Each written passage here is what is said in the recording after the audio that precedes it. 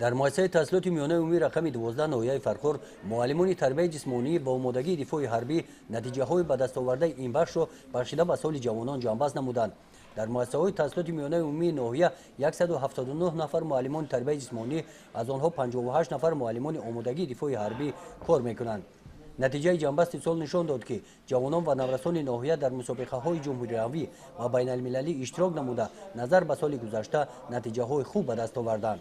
ورزشکاران ما از نمودهای گوشتین ملی، نمودهای غربای شرقی که نمودهای موایتای را نیو فول کانتاکت نشان میده اشتراک ورزیده و سزاوار جایهای یکم و دوم گردیدن. و امروز از مؤسسه تعلیمی رقم 17 خواننده محمود اصیل‌دین که در مسابقه نمود موایتای در مسابقه آسیای مرکزی شرکت ورزیده و غالب جای یکم گردید. اشتراکچیان این چهاربینی بخشیده به سال جوانان یک روز پیش در حشر عمومی ناحیوی اشتراک نموده در تازه نمودن شفت شاهراهی که از حدود ناحیه میگذرد سهم ارزنده گذاشتند. قسم زیادی اشتراکچیان این حشر جوانان اشتراکچیان مسابقه های جمهوری هستند. در این روز زیاده از 5 کیلومتر شاهراه را از پرتوها و خار و خس تازه کردند.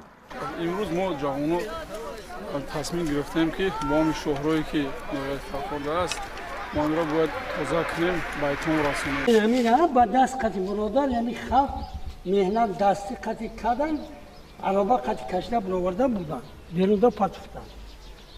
در حشر عمومی ناحیوی جوانان 15 محله های شهرک فرخور داخل شبکه آبیاری را از خم تازه کردند. توسط این شبکه آبیاری قطعه های زمین های نزدی حملگی منزل های استقامتی آبیاری کرده می شوند. جوانای کمیته محله هر محله که 5 تایی 10 تایی آورده کار کشند.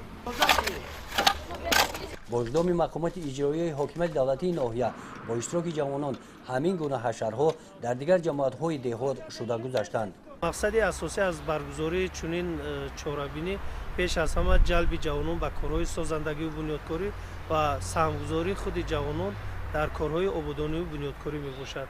و امروز در تمام دهه‌ها در شهرهای حدود ناحیه در محله‌ها اهل جماعتچگی کمیته های محل با اشتراک وسیع جوانان فعال به حشر عمومی ناحیوی برآمدند و در آینده من بعد هم چنین چهاربینی‌ها از طرف کمیته های محل و مقامات اجرایی حکومت دولتی ناحیه راه اندازی می‌گردد. اشتراک جوانان در آبادی محل و آباد و زیبا گرداندن محل زیست با راه حشر در مجلس‌های جنبستی قدرشناسی کرده می‌شوند.